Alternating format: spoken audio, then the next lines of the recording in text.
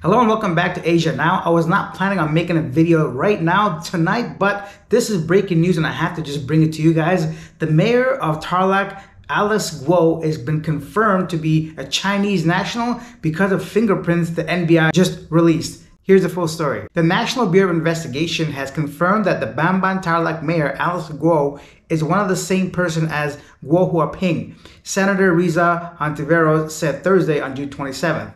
In a statement, Hontiveros said that Guo's fingerprints, according to the BI, matched that of Guo Huaping. I quote, "Indeed, the NBI has confirmed that the fingerprints of Mayor Alice Guo and Guo Huaping match. Ibig sabihin, they are the fingerprints of one and the same person," she said, end quote. This confirms, she says, what I've suspected all along. Peking Filipino si Mayor Alice, or should I say Huaping.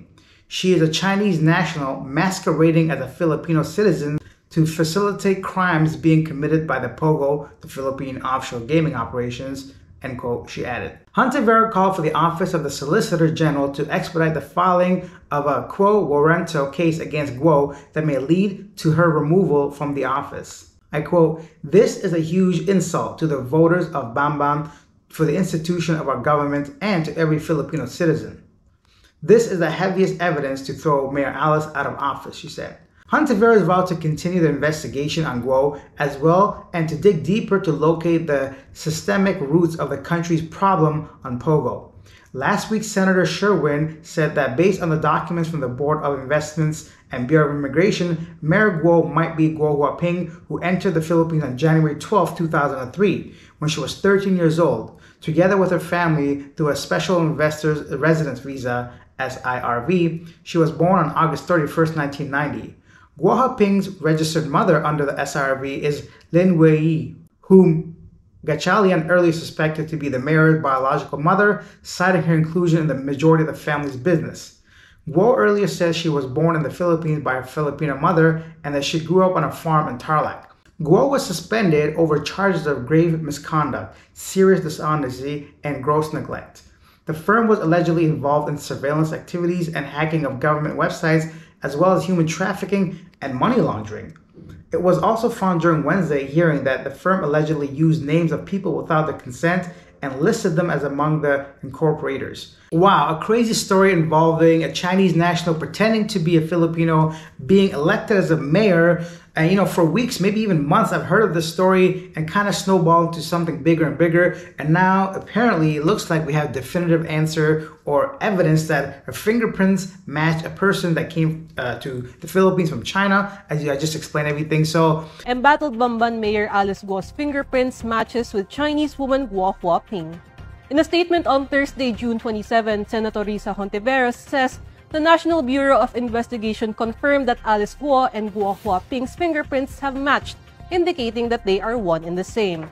Hontiveros says this confirms her suspicion that Guo is a Chinese national masquerading as a Filipino citizen to facilitate crimes being committed by the Philippine offshore gaming operators. According to Hontiveros, this revelation is a great insult not only to the voters in Bamban but also to the Philippine government. She says this could serve as strong evidence to remove Guo from public office.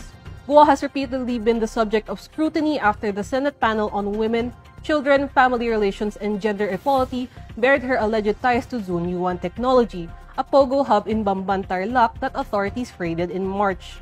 Guo has repeatedly denied this allegation, insisting that she is a simple Filipino citizen. This is big for several reasons, and I'll get into that in a second. But first, let's have a look at the comments and see what Filipinos, and foreigners in this case, would have to say regarding this matter. When I think how many bureaucratic hurdles I face as a non-Filipino, how many notarizations, affidavits, and certifications are required before I can get a bank account or perform some other bureaucratic task, not to talk about a national ID, in brackets he writes, which I cannot get, then it is mind-boggling how a person like Ms. Guo can become town mayor.